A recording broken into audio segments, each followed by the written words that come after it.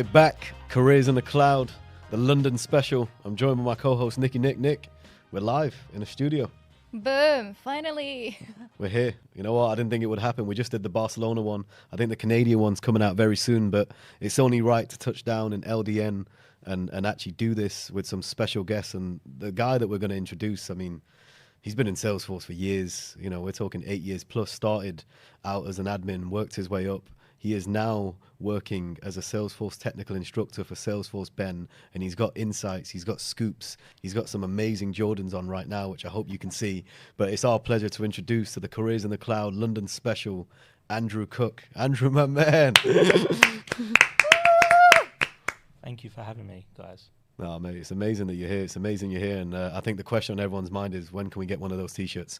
And also the trainers. But I think, look, mate, your story, I think, is inspirational. There's things on this episode that we really want to cover that I think mean a lot to you, to us, and I think many people watching, right, given the times and what we're going through. So, look, if anyone's watching, listen to Andrew. You know, he's going to be dropping some knowledge, some insight, and I think there's going to be things that maybe you can look out for in the future as well.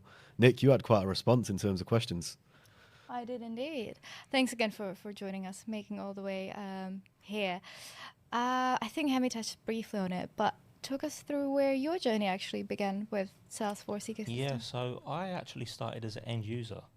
So although I've been working predominantly as an admin for 8+ years, I started as an end user in a retail store. So at O2, I was an in-store technical specialist, and they brought Salesforce in for us to manage appointments with customers. So they could go online, book an appointment to come in, and we'd fix whatever their problem was.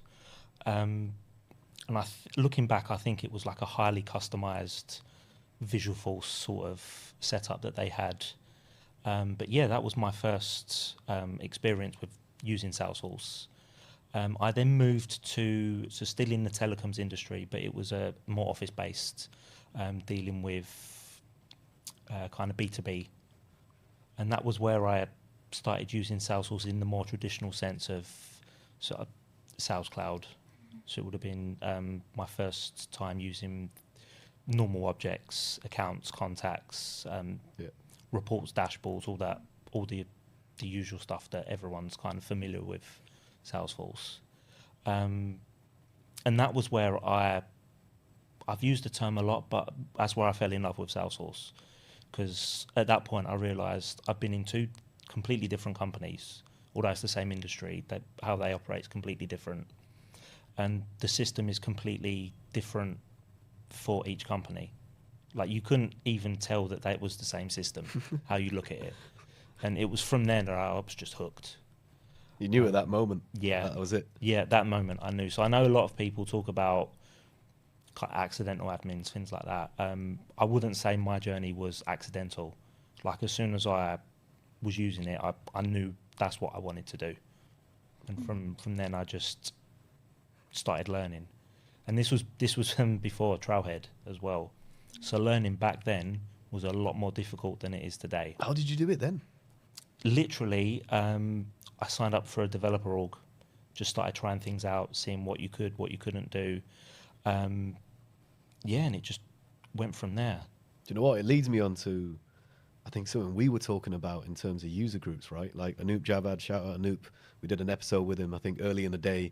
You know, someone who was one of the co-founders and ambassadors of leading the dev user groups. User groups are hard, right? Because when you speak to people, some people don't want to go out of their comfort zone to meet people. You know, there's a social aspect, right? And getting to know, putting yourself out there. Did you go to any user groups? And if so, how did it change your journey? Like, did you meet anyone along the way that had an impact on your career? Yeah, so I didn't really know too much about user groups until, so I went to TDX in 2019. Yeah. So when I was over there, that's where I really got the sense of how powerful the community aspect was. So I went there, learned a lot, come back, and then I wanted to start going to user groups.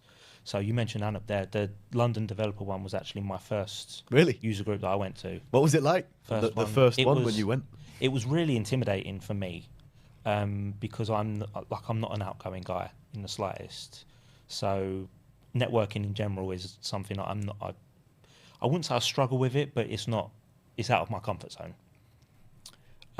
So yeah, that was the first one. So I remember walking in, Louise Lockie, MVP for years, was sitting there. I thought, oh, okay, I've arrived now.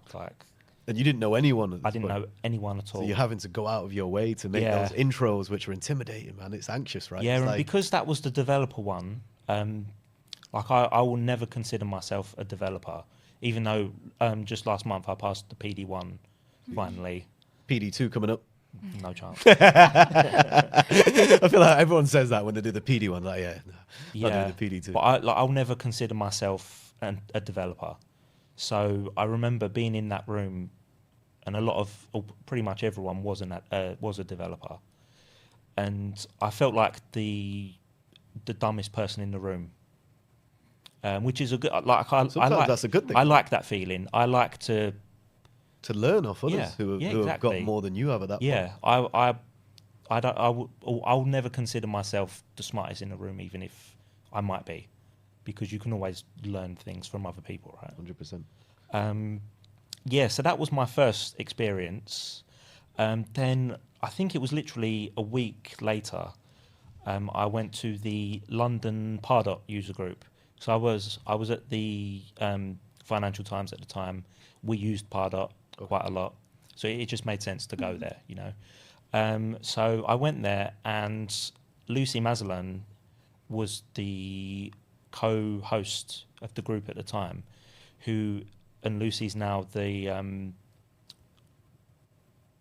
person that hired me at Salesforce Ben. Interesting. Yeah. So I went there. I was learning a lot, and I think this was around May, June time. And like midway through, Lucy just made a plea really for anyone that has a space that they can host their summer party at.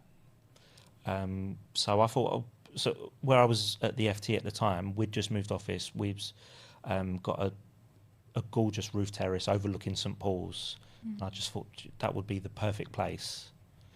So I approached Lucy. I said, "Oh, look, we can host it." What a setting, man.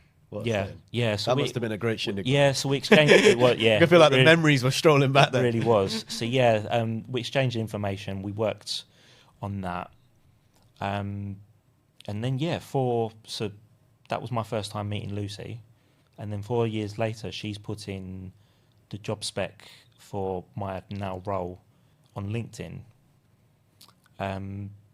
It was one of them where, for one, I didn't really know it was something I could do.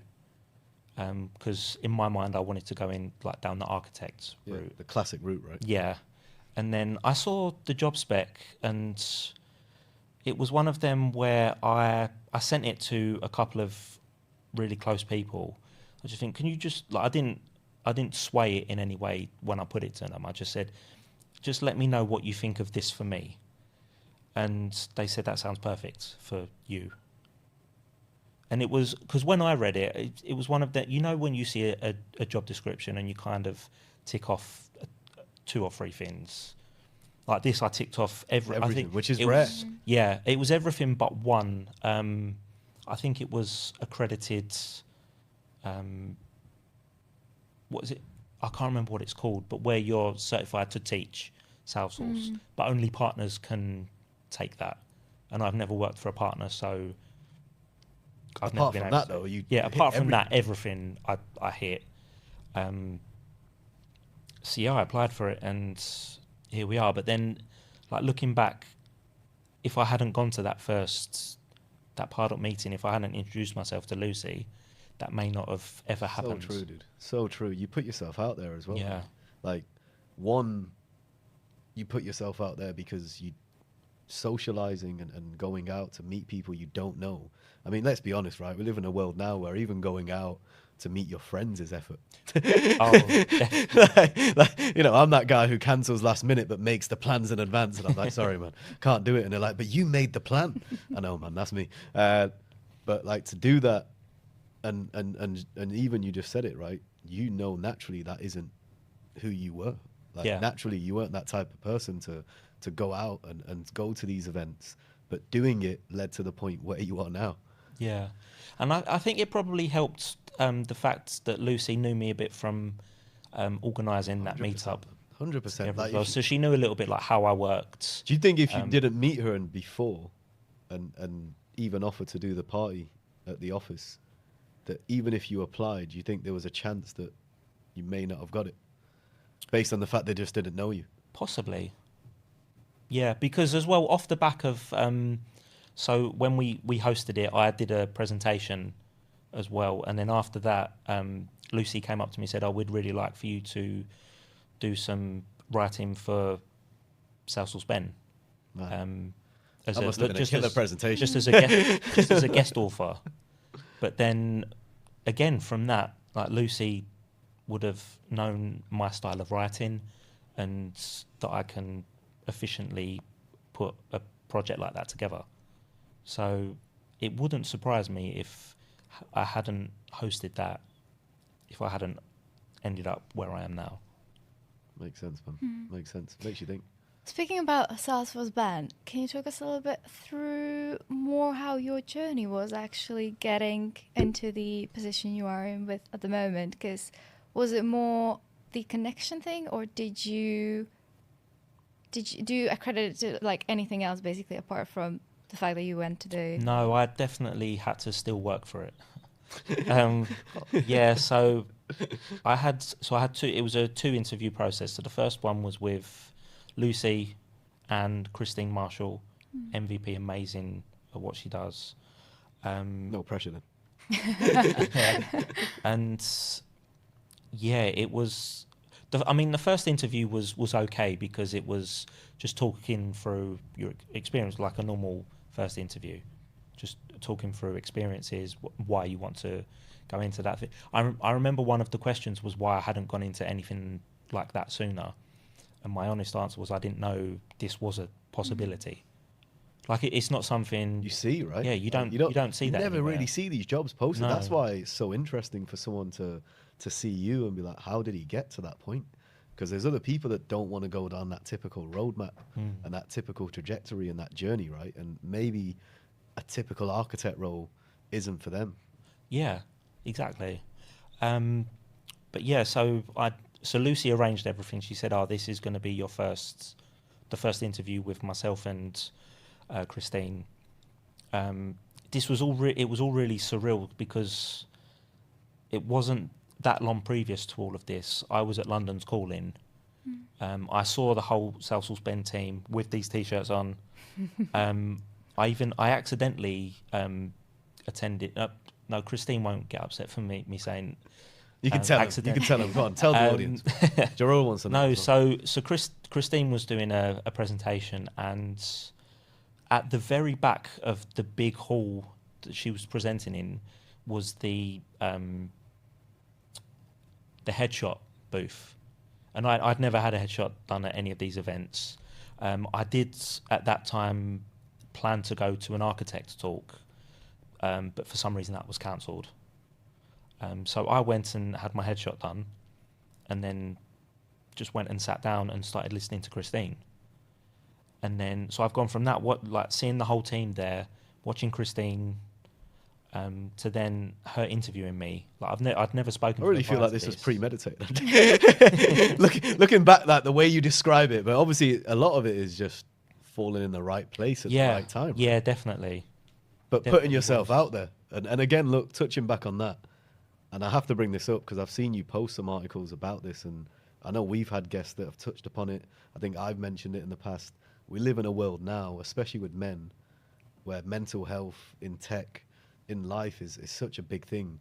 You've posted some articles about it, and I know we touched upon it, but if you don't mind, what's your journey been with that? Because you talked about not putting yourself out there, and you can get serious anxiety, right? Like just meeting new people and being in those situations.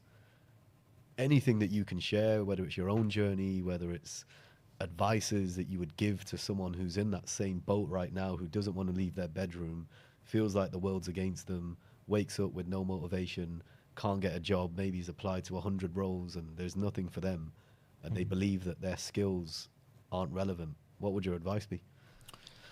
So if I think of my journey, one thing that it took me a long time to come to terms with is that it's not something that will go away. Like, it's something that you have to live with, you have to manage. It's taken me a while, but I feel like I'm now in a place where I'm okay to manage it, through things like medication, like talking about it. Yeah. And another thing that I've learnt is to identify my triggers, so things that will trigger me, and to step away from those sort of things. So yeah, if I think about the medication, so I was on it for a number of years, felt like I wanted to come off it, felt like I was better, wanted to come off it, did that, went backwards. At the time I felt like I was a failure for doing that, but in hindsight it's just I need them to manage, and that is what it is. I've accepted that now. Do you know what the triggers are for you? Like, everyone's triggers are different, but is there the- anything specific Yeah, the that's triggers causing can be that feeling? anything. A lot of them could be people. Like having toxicity in your life, right? Yeah, definitely. And one thing that I've had to come to terms with as well is that if, especially with people, if a person is a trigger, you should be able to say to yourself, I'm going to take a step back from that person. You feel the aura. Like You feel the vibe, right? Yeah, it can be family, it can be friends. I know work colleagues would be a difficult. I've not had a trigger of a work colleague, luckily, yet. Hopefully, I never will. But I think I think that would be the most difficult one to walk away from. Because you're in it. And, Yeah, and it's yeah, your exactly. job, right? And you can't escape it. And with family, I suppose you can't escape family sometimes, but with friends, it's easy to just not pick the phone up and just be able to just walk away. The thing is, which interesting, dude, man, like meeting you, right? Like you can't judge a book by its cover, but you would never guess it. And that's the thing, like with mental health, like people think there's a stigma, or still in this world that we live in 2023, there's a stereotype that you have to be a certain person who has mental health. But meeting you, like speaking to you wouldn't ever associate it, but that's why it's so much more powerful coming from you. Like, huge shout out to you for just saying it to people, because as you said, like, people sometimes feel like they're failing just because they have it, and they can't speak about it because it's a taboo topic and we can't bring it up, especially for men. I don't know what it is like. I'm hoping that the millennial generation, which We're more open with their feelings. I'm assuming that we're part of the same generation. Yeah, we're there. Yeah. We're not that old yet. Yeah, Nikki's looking at us like, I'm questions. hoping no. But I'm hoping like that's the last generation of men that has the struggle to talk about it. And like, I've got my little boy is 10 now, and I try to talk openly around him about the struggles and things like that. But I hope that he never has the same sort of feeling that he can't talk about it. Like we had, right? Yeah, exactly. Like it was a shameful thing. Yeah. Speaking about struggles, we're recording on 1st of March. For those who have been living under the rock, Salesforce Ecosystem is a little bit bumpy, let's say, at the moment. Yeah. For those who are struggling to find a job or have been unfortunately made redundant, what is like the advice you would give to people in the Ahana? The main thing I would say is to just keep going, because the jobs are out there. The ecosystem is a little bit. I think we also need to differentiate between Salesforce the company and Salesforce as an ecosystem. 100%. Because the company is obviously going through some things. Like, there's no hiding from that. Like many are, right? Exactly. But the actual ecosystem that they've built is still very strong. So the jobs are still definitely out there.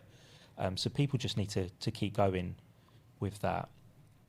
And also, probably two things that I've learned, especially moving to Salesforce Ben, is to expect the unexpected and be open to new roles that you didn't, that is not on your path that you, like I've expected myself to go down the architect route. That didn't happen.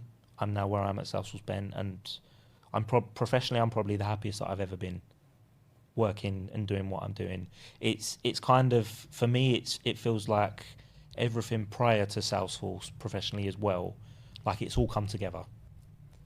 So the things that I learned training to be an in-store technical specialist for O2, I'm still using those skills now in trying to write articles to help people understand complex scenarios with Salesforce.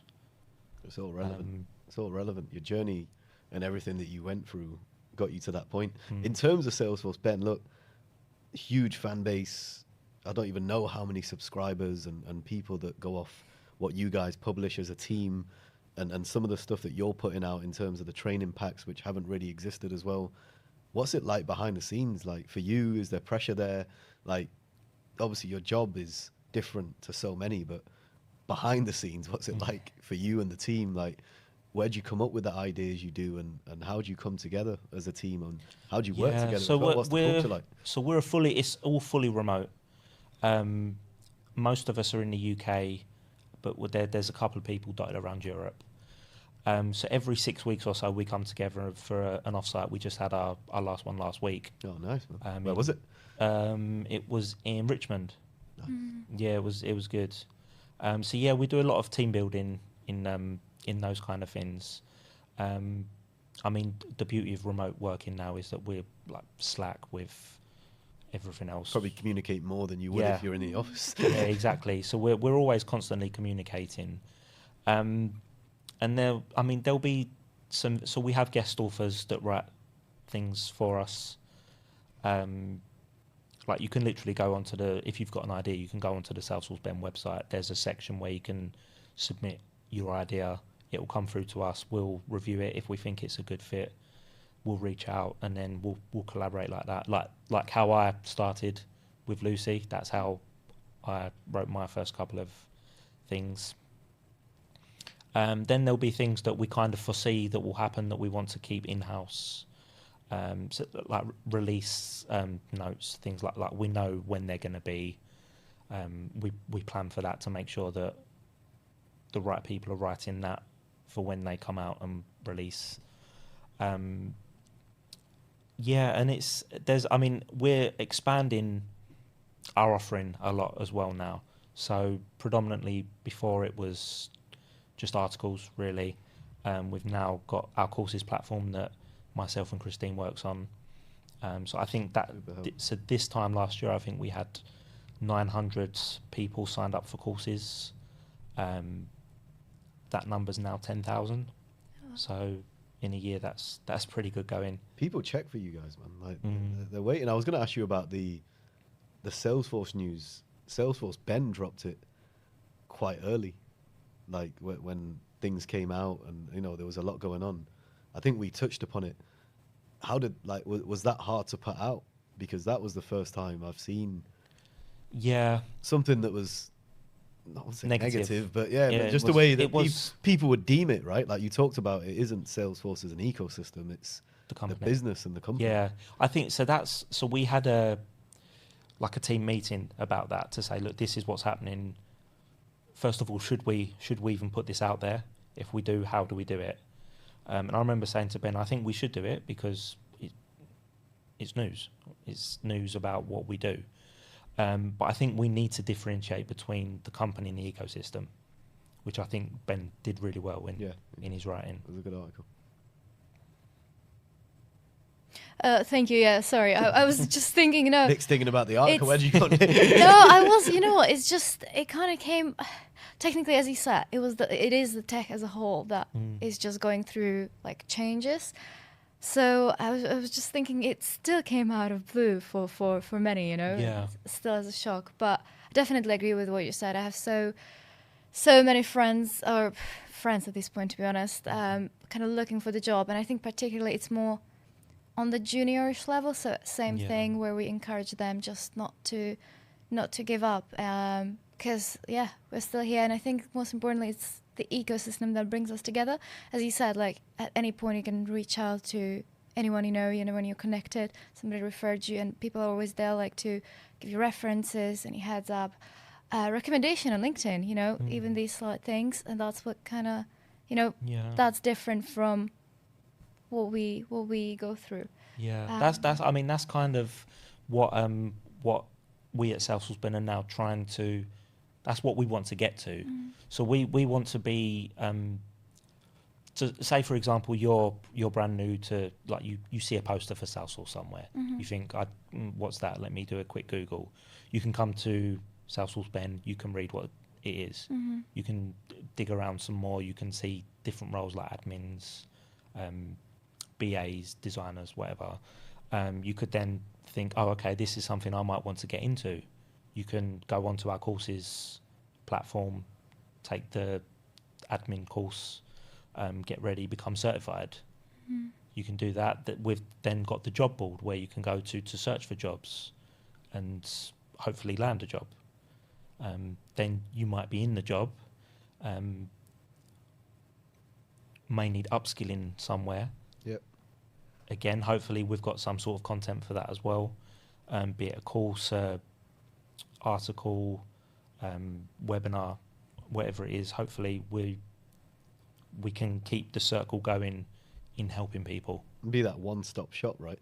Yeah, and exactly. also, like you touched upon it at the beginning, Andy, like when you started, there wasn't much. Now, No, exactly. so much. And that's where I think to get into Salesforce, if someone's watching right now, there's so many different areas, and Salesforce Ben being one place where you can stop and look at what they're putting out, because I follow you guys and I've been in the ecosystem a while, but seeing the trends, when you talk about the different technologies and just everything that you're putting out on the team is relevant, and it's also about the future and not just the present. In terms of the future for you, where can people look for you, Andy? Like what like apart from what you've mentioned, what's in the bag for this year, 2023? It's a big year. There's a lot going on in the world. You know what, this year we talked about branding off camera. I don't want to reveal too much of it. Yes, Give us some scoops. No, so Salesforce Ben are going through. We're going to be rebranding this year. I can't say too much about that, mostly because I've not really been involved. To be honest, they've not involved me. The only one thing that you'll appreciate is the only one thing is, so we was at the offsite last week. We were shown, I think it was 4 different color palettes, if you like, and I said I like that one because I've got a pair of Jordans that go nicely with it. But I don't get to wear that often. Giroud, are we getting his kicks in the shot? Can we get him in shot? Giroud's our guy in the background. He's from Ireland, Dublin. He knows someone at Salesforce as well. We might convert him into the ecosystem. But if you can't see him, he's wearing a Salesforce pair. Yeah, I would say that was royal the, blue Jordans. Yeah, so I was torn between. So I've got these. So I've got 2 Salesforce blue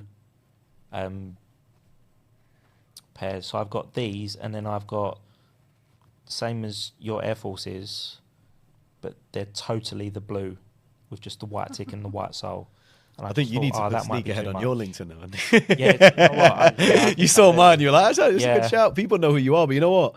Again, it's a way to stand out. I think I gifted our North American lead a pair of the pink ones, and every time he goes to a conference, he's like, man, everyone just checks out my Jordans, man, in his Canadian accent. But we'll get Nick a pair soon. But look, I think, Andy, your story is inspirational. What you've done, what you've talked about, the merch, I think to even come on and talk about some of the stuff you have, and even just putting yourself out there, dude, getting to know you, man, and touching upon topics like when you went to the user group. Like, there's so many people that I speak to that me and Nick always tell, like, you need to put yourself out there, even if it's not even just physically at the beginning, just on LinkedIn, just connecting with the right people, following the right people. So on that note, if you need advice, I bet his inbox is already swarmed. but if you need any advice or assistance, reach out to Andrew, man, because he's been there. And I think the one thing when you've been there is you relate and you understand what it feels like to be in that position, right? Yeah, and as well, like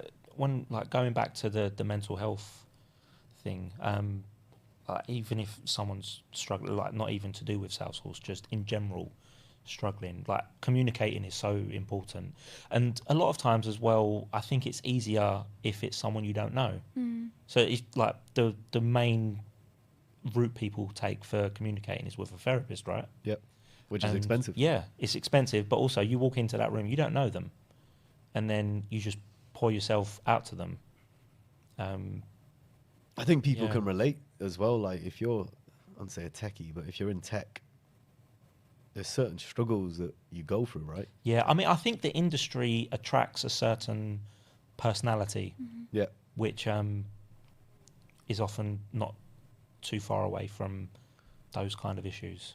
Oh, that's true. And people don't see that. But I think going forward, I think, look, even speaking to you today, it'll be great to get involved, I think, as a collective and do more, because we can talk about it, which a lot do. But I think, like you just said, it's about doing stuff as well. Yeah, right? And actually definitely. leading by example, even if it's a sneaker-thon, I don't know. Like, Yeah. everyone just turn up and talk about sneakers and just anything to just get someone out of their comfort zone, Yeah. just to communicate, just to talk. We don't talk. I think Paddy Pimblett said it. I don't want to quote UFC, but we need to talk. Like it's the we basic really thing do. that we struggle with, especially in this world. But Andy, look, from my side, from Nick, amazing meeting you, amazing having you here. I think people who are watching can take someone away from it, and we definitely need to do a part 2. You need to come to Barcelona with Nikki, and we'll talk I'm about there. kicks, we'll talk about everything. But mate, really appreciate it. Thank you. Oh, guys, thanks so much for having me on. I'm a massive fan, and it's surreal being on here talking to you guys. Surreal for me being in London, man. Nikki's still there. She's like, where are we?